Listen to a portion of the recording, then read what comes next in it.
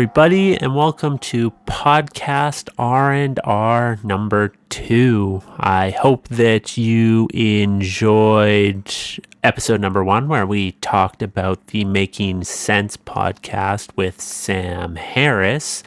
On this episode of This Is Your Brain on Podcast, and the second episode of Podcast R&R, I am going to talk about the Joe Rogan Experience. Yes, I know, it's very original, the Joe Rogan Experience. Many people listen to it. It's probably one of the biggest podcasts in the entire world, I would say. It gets, hundreds of thousands of millions, tens of millions, I think, possibly even hundreds of millions. That's where I was going with that originally, but then I didn't actually know if it was hundreds of millions, but honestly, probably hundreds of millions of downloads and listens per month, which is insane. I think it's possibly one of the biggest media outlets in the world right now. And I mean, there's a lot of people who have a lot of strong opinions about the Joe Rogan Experience, both in the positive and the negative, but love him or hate him. The Joe Rogan Experience and Joe Rogan himself have done so many good things for podcasting and podcasters and just the kind of media in general, I would say. It seems like, especially with the recent news of the deal that he did with Spotify, the $100 million deal to be exclusively on Spotify. There's a lot of people kind of coming out of the woodworks and speaking up about the Joe Rogan Experience and saying, maybe he sold out or whatever. And honestly, I don't really have an opinion on that. I know that him moving to Spotify is going to make me listen to the Joe Rogan Experience a little bit less, but that's purely because I use Apple Podcasts to find my podcasts, and I like my podcasts to be convenient and all in one place. So that's purely the reason why I will probably be listening to it a little less. I mean, I'm still going to keep my eye on his social media to see what guests he has on, and if there are any really interesting ones, I will probably check it out on Spotify, because it's free on Spotify. You don't have to have Spotify Premium or anything to listen to the Joe Rogan Experience. I just don't pay for Spotify. I don't listen to my music on Spotify. And like I said, I like to have all my podcasts in one place, and I use Apple Podcasts for that. So that's purely the reason why I think I will be listening to it a little less. But yeah, like I said, he's done huge things for podcasters and podcasting in general. It's one of the reasons that I got into podcasts and I got into podcasting, honestly. I started off listening to things like audiobooks and hardcore history, and I really liked history podcasts, but I eventually was looking for something a little different, and I found the Joe Rogan Experience, and just the catalog of guests that he had on at that point was huge. So it's like really easy to get into and find something for everyone. And that's what I did. And I listened to a lot of the Joe Rogan Experience. I think I've probably listened to over 100 hours, I would definitely say. Many different guests. There was a point where I was just listening to every single episode that he released in a week, which is usually 3 to 5 episodes, and each are, 2 to 3 hours long. So I was getting a lot of Joe Rogan in my life, and it was a little too much, to be honest with you. But yeah, so, I mean, I owe Joe Rogan a debt of gratitude. Like I said, he, helped me realize that you can do something in the media just on your own. You don't need to belong to some larger corporation or anything like that. And it was kind of refreshing. And it wasn't just Joe Rogan, it was Joe Rogan and all the other podcasts that the Joe Rogan Experience has introduced me to. Because that's another thing, is that most of the podcasts that I started listening to in the beginning were because of the Joe Rogan Experience. It would be guests that I heard on the Joe Rogan Experience, and they would mention that they had their own podcast, so I liked them so much that I would listen to every single episode that they were on, and then I would eventually go and check out their podcast. That is the case with the Sam Harris podcast, Waking Up or Making Sense, the one that I just reviewed, the Aubrey Marcus podcast, the Duncan Trussell Family Hour, the Jordan Peterson podcast.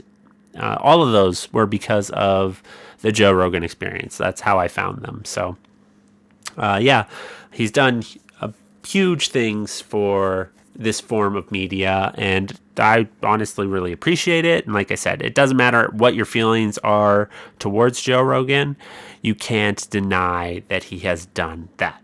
So I guess real quick, if you don't know who Joe Rogan is, that probably made like no sense to you at all. So I'm just going to give you a little bit of background information on Joe Rogan himself. So Joe Rogan is an American stand-up comedian. He's a martial artist, and he also is the commentator for the UFC. He began his comedy career in 1988, and since then he has released 9 comedy specials. I don't know if that's accurate anymore. I mean, I've only seen a couple of his comedy specials, the ones that got released on Netflix. The 2 most recent ones are, honestly, I think they're hilarious. I really enjoy them, and I really like his style of comedy, so I recommend that you check that out because you kind of get a really good picture of who Joe Rogan is through his comedy, I would definitely say. He has appeared as an actor on television sitcoms such as Hardball and News Radio, and he was also the host of Fear Factor. I remember watching News Radio when I was younger. I had no idea who Joe Rogan was at that time, and honestly, I also remember watching Fear Factor when I was younger and having no idea who Joe Rogan was. It wasn't actually until I got into the podcast that I even knew that Joe Rogan was the host of Fear Factor. Like, I didn't make that connection until I started listening to the podcast. So I thought that was pretty interesting. I guess he was also on The Man Show, and I used to watch The Man Show when I was a kid because of the girls jumping on trampolines. You also have to remember I was like 8 or something like that. I was very young. That was back in the day where you had to try and find things on TV, and you couldn't just look everything up on the internet. And by find things, I mean like girls and boobs and stuff. As a young boy, that's late at night, you would browse through the television, and there was always the channels that you could reliably see boobs on late at night. And yeah, the struggle was real, man, before the internet. So yeah, The Man Show was one of those things where it was like, you know, you're not going to see boobs, but you see girls in lingerie jumping on trampolines. So that was pretty cool to me as an 8-year-old child. He also started a show called Joe Rogan Questions Everything, on the Sci-Fi Channel, which was kind of interesting. It was like a little mini series. I think there was 4 or 5 episodes, and they just delve into like urban legends like Bigfoot,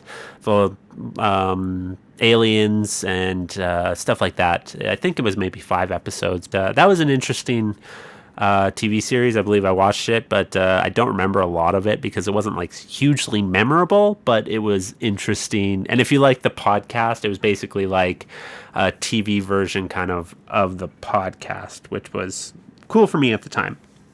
He's also a strong advocate of the legalization of marijuana, hunting, human optimization, and overall physical and mental health, which is another thing that I really do enjoy about Joe Rogan, is he does very legitimately seem to be trying to live the best life that he can live, and he tries to find the things that work for him, and then he kind of shares those things with everybody through the podcast and through other mediums. So I really do appreciate that, and you know, he definitely came to me at a time when I was in my early 20s probably. That's when I really started getting into podcasting. It wasn't just him, but it was all the podcasts that I listened to. They all came to me at a time that I was really, questioning life and like what I wanted to do, and I was a little aimless and stuff like that. So I would definitely say that the Joe Rogan Experience helped me in that way as well, because his whole thing is get your shit together basically, and it's something I think I needed to hear at that time. And it was just interesting, and I believe it has, exposed me to some things and to some ways of thinking that I didn't have before, and I think were very beneficial for my physical and mental health. So just real quick, a little bit of background information about the podcast now. The Joe Rogan Experience is an audio and video conversation style podcast. It is hosted by Joe Rogan, obviously, and it was launched in 2009. So it's been going for 11 years now. Wow. There's over 1,000 episodes. There's probably closer to over 15. I think it's between 1,500 and 2,000 episodes now. So there's quite a bit of content for you to go through. It's honestly impossible to listen to it all. You can try, but I think it would affect your mental health in a negative way because all you would be listening to is Joe Rogan. And too much of one thing is never good. So I would not recommend that you do that. But because of the podcast's popularity, it has been able to attract a number of high-profile guests, including Mel Gibson, Jamie Foxx, and Steven Tyler from Aerosmith. And now also Kanye West has been on there. A lot of really famous people. Kevin Smith has been on there, but I'm also thinking of Kevin Hart. Kevin Hart has recently been on there. Robert Downey Jr. What's that guy? I really like, what's his name? All right. Why? Matthew McConaughey. Holy crap. Brain fart. He was also just recently on there. Miley Cyrus was recently on there. So there's some like pretty big name people who he interviews, and it's really interesting to see the way that he talks to them because he just treats them like normal people, and you kind of get a look inside of their lives that you might not get from other outlets of media. But he also talks to, high-profile scientists. He talks to other comedians. He talks to journalists and athletes and basically anybody who's kind of doing something interesting or is an expert in their field, he will talk with. And I find that very awesome because he also tries to talk to them in a very unbiased way. And he comes from a place of like trying to understand what his guests are saying or maybe doing and stuff like that. And I really appreciate that. I mean, it has accolades like the podcast was voted Best in Comedy Podcast in 2012 and Best Overall Podcast in 2014. Yeah, but I mean, I don't think that really matters anymore because I mean, we all know what the Joe Rogan Experience is and what it has done in media and for media. So, I mean, I feel like those, accolades are basically meaningless at this point, especially because of the Spotify deal and stuff like that. All of this information about Joe Rogan and the Joe Rogan Experience podcast was brought to you by Wikipedia. I Wikipedia'd it so you don't have to, so you're welcome. So one of the things that I really do appreciate about the show is that it has a very diverse set of guests on it. Like I said, anything from comedians to politicians and everything in between. So like really, no matter what you're interested in, you can probably find a Joe Rogan that would, be to your liking. If you are into the UFC, you can listen to only the ones that have UFC fighters on it. If you're into comedy, you can listen to only the ones that have comedians on it. I've been kind of picking and choosing the ones I listen to, and I've, like I said, I used to listen to them all, but I find that, that gets very repetitive because you can only talk about so much and, your opinions don't change that drastically from episode to episode when you're releasing 3 to 5 a week. So I find that he repeats himself a lot in a week, but, I've only been listening to the ones that have, interesting academic type people on it, people who are professors or who are writing books and stuff like that. So authors as well. And I like that you can do that with the Joe Rogan Experience because he talks to everybody. And no matter what, like I said, I think you can find a podcast that would suit your interests. Another thing that I do like about the Joe Rogan Experience is that he is willing to give absolutely anybody a platform. He doesn't just talk to left-wing people or he doesn't just talk to right-wing people. He talks to everybody and he allows everybody to, get their point and their message out there, which I think is refreshing and I think is needed in today's media because we are so polarized as a society. And it doesn't help that media is taking sides as well. I know that it's like almost impossible to be completely unbiased, but I think that when you are in, a media position, you should try to be a little bit more unbiased and not trying to kind of push your political agenda. You should just be, trying to find out information and spread that information. I also like that Joe Rogan has Jamie Vernon with him as a fact checker for every single episode and like as a tech guy, so that, when they are having a conversation and something comes up and they're like, oh shit, I don't know if that's actually true, and I just said it, they have somebody right there who can Google it and find out any information they can on it, and then they can basically debunk anything that they're saying within the same episode. And I find that very refreshing, again, because it just provides you with the information instead of trying to disguise all this information with bias and stuff like that. And then, I honestly do it, and I have done it in this podcast, and a lot of that is what podcasting is, but it's like kind of, I heard this, and you have no idea where you heard it, but you say it anyway, and then you spread it out onto the internet, and that kind of escalates and snowballs and stuff like that. So I really appreciate the fact that, he has that fact checker in Jamie Vernon to, just, verify truth on things. And I would say that with over 1,000 episodes, and like I said, probably closer to probably like 1,700 episodes, Joe Rogan has definitely become a master of conversation. It's one thing that I noticed when I started doing podcasts is the more that you do podcasts, the better you get at speaking to people, and the better you get at podcasts. It's just like anything, it's just like playing an instrument or writing or whatever it may be. The more you do it, the better you get at it. So with the amount of conversations that he has had, I believe that Joe Rogan could probably talk to anybody and find common ground and make the conversation interesting. So I definitely appreciate that about the show as well. Also, the audio quality is always going to be top notch. There's, like I said, he's got an on-site tech guy and fact checker, and I guess I would say that with the the pandemic that's going on now, he's been doing a lot of his, not a lot, but a good amount of his interviews over Skype and the internet now, and obviously with that comes poorer quality. But hey, what are you gonna do? Like I said, we're all in this together, and we're all in this pandemic, so. I also like that all of the podcasts are long-form conversations because I think that really allows you to get to know a guest. It's really hard when you don't give your guests the opportunity to speak and to get their information out there.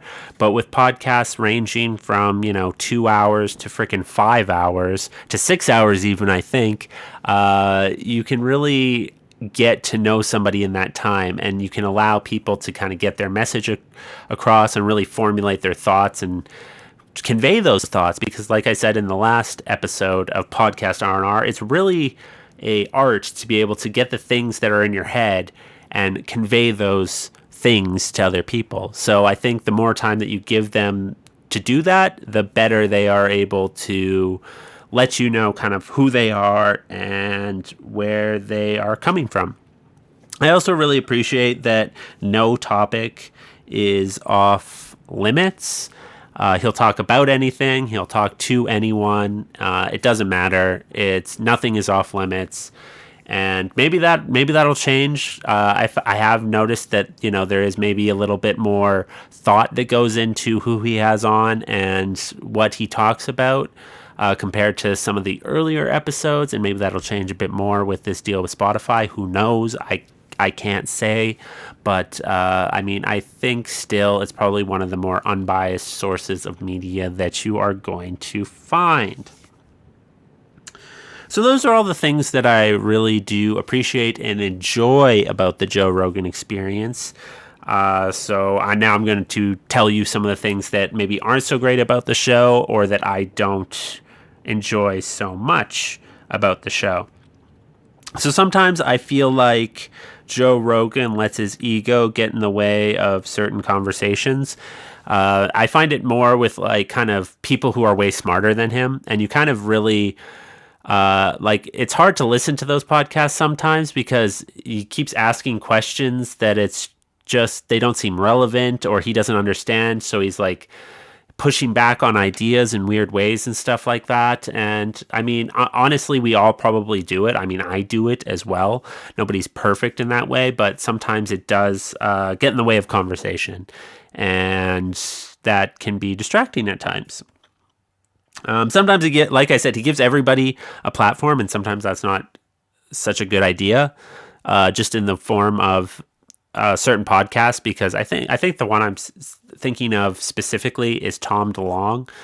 I listened to that podcast, and like, he just spouts off crazy ideas the entire time. It's really hard to listen to. So maybe not everybody deserves a platform and deserves to be heard. Like, if you're crazy or stuff, I don't know. That's a dangerous thing to say. I don't actually believe that. I do believe that everybody does deserve a platform, but maybe not everybody deserves to be on the Joe Rogan Experience and be heard by millions of people. I don't know. But like I said, the one podcast I am thinking of was Tom DeLonge from Blink-182, and that was just like a train wreck, honestly. So so the Joe Rogan Experience is also a video podcast. So if you are just listening to it, you may miss out on some things, I find, because sometimes they'll like bring up videos in studio or look at pictures and stuff like that. And honestly, it's not so bad if you're by a computer and you can just look up what they're looking up or Google what they're Googling. So it kind of makes it interactive in that way. But if you're driving or something, sometimes it kind of feels like you're missing out on some stuff because you aren't able to get the visual aspect of what they are, talking about or laughing about or kind of examining, which, and sometimes people bring in slides, actually. I know that they've done that a lot with like some scientists, where they'll bring in like slides and go through slides and stuff. So if you are just listening to it, like probably 90% of people are just listening to podcasts and not watching them on YouTube, you're going to miss out on some things. I actually found that has gotten better over time, but, earlier on episodes, I find it was a little bit more that way than it is now. Sometimes he also, just kind of building off that, sometimes he'll interrupt or pause the conversation to read something that Jamie has pulled up when it's like very not appropriate to do so, because like somebody might be in the middle of their thought, but he's still trying to figure out something that they're, trying to figure out is true or whatever. And he'll just be like, oh, it's up. And he'll read it and he'll completely cut some people off. And I'm not saying like it's good that he's trying to, maybe that's just how his brain works. It has to be very linear, but it sometimes cuts off a really good thought and then the person never gets back to it. And it can be kind of frustrating and annoying sometimes.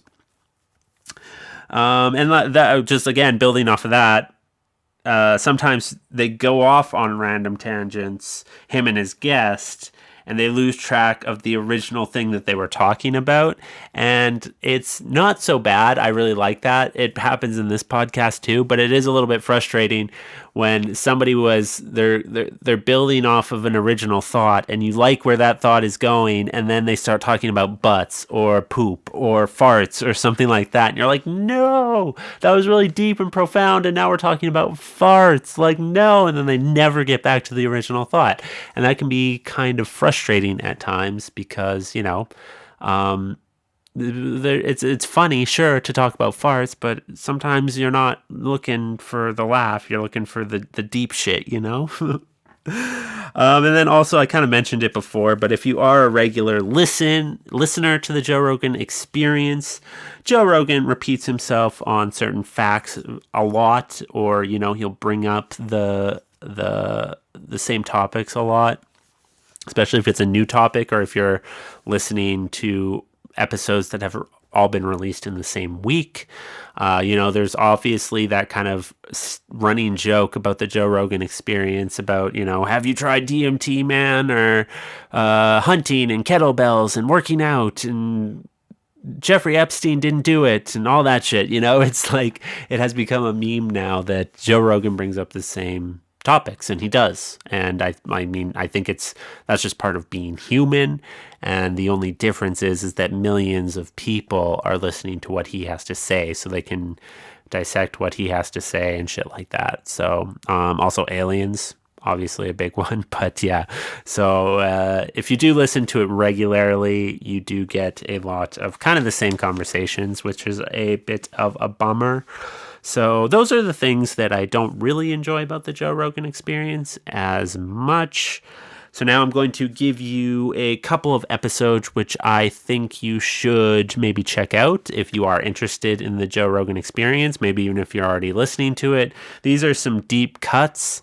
So, I mean, the first episode I would recommend you check out is episode number 127 with Aubrey Marcus. It's really interesting. They talk about Aubrey Marcus's journeys and experiences with ayahuasca and different psychedelics. I really do appreciate Aubrey Marcus, and he is actually one of the podcasts that I have found through Joe Rogan. And I think, honestly, the podcast R&R number 3 will be the Aubrey Marcus... the Aubrey Marcus podcast? Yeah, the AMP podcast. No, just AMP. Anyways, I really do appreciate Aubrey Marcus and the things he does.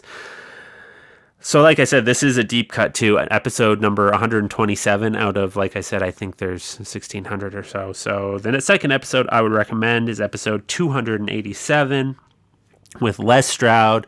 Les Stroud is Survivor Man. It was an interesting episode. If you guys like survivalist people, if you don't know who Les Stroud is, I highly recommend you look him up. He is Survivor Man, and it was a very interesting conversation, and Les Stroud has been on a couple times after this as well. I think this was his first appearance, but listening to this podcast actually made me go and download the complete and entire works of Survivor Man. Even the stupid season where he's out hunting for Bigfoot, I downloaded it, I watched it all. It was entertaining as fuck, and I don't regret anything, and that is because of the Joe Rogan podcast. The third episode I would recommend is episode number 877 with Jordan Peterson. Jordan Peterson is another one of those people who I found through the Joe Rogan Experience, and I feel like his message kind of came to me again in that time in my life where I really need to hear it. It's another podcast that I found through the Joe Rogan Experience was the Jordan Peterson podcast. So I highly recommend that you check out that episode. It was really interesting from what I remember, and it sent me off down a path into that. So, hey, it can't be all bad.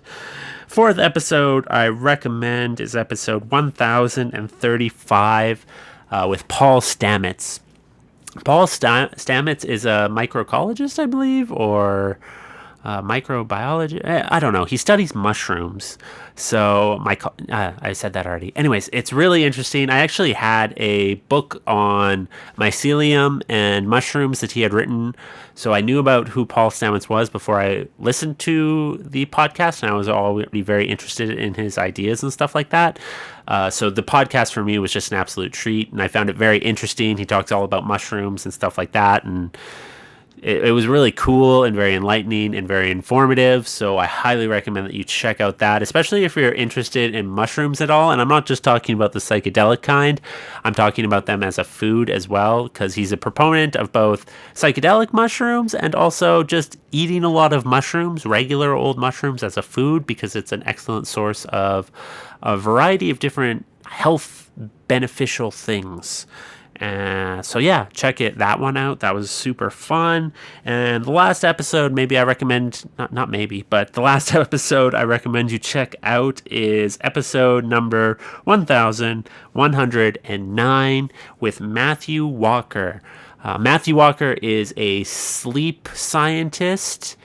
I didn't know there was such a thing until I listened to this podcast, but he studies sleep and the effects that sleep has on our bodies and how not getting enough sleep affects us and how much sleep the average person needs. It was very eye-opening, to say the least, and very, very informative.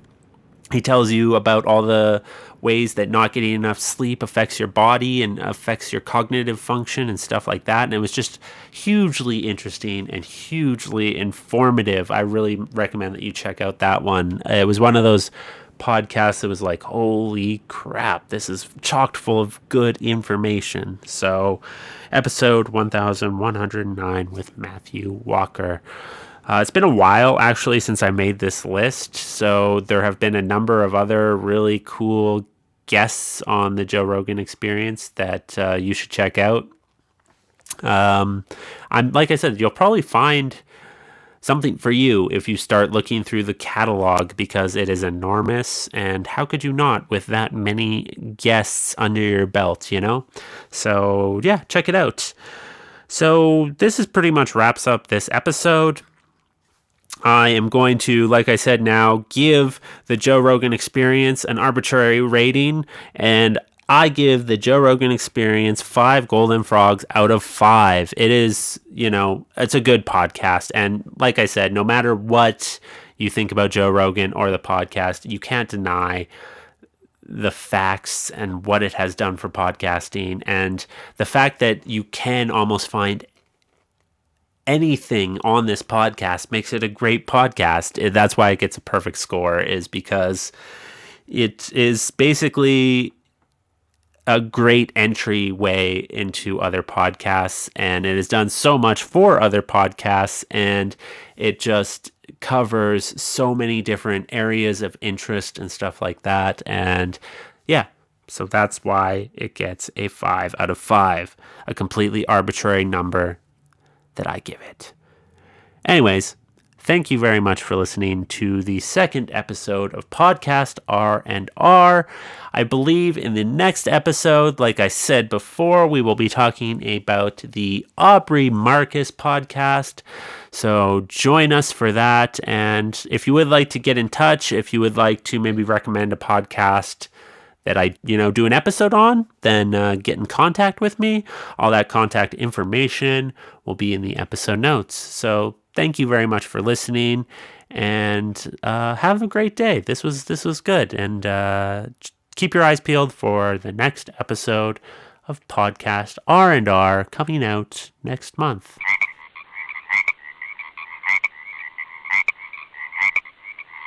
If you like this episode of This Is Your Brain on podcast, consider leaving a rating or a review on your podcast listening app of choice. You can find us on iTunes, Stitcher, Google Play, Spotify. Basically anywhere you listen to podcasts, you can find us. Help us break through those evil algorithms and reach the most amount of glorious listeners that we possibly can. And let us know how we're doing. For up-to-date information on the show, you can follow us on social media. You can find us on Facebook, Twitter, and Instagram. For more ways in which you can support the show, visit fsproductions.ca.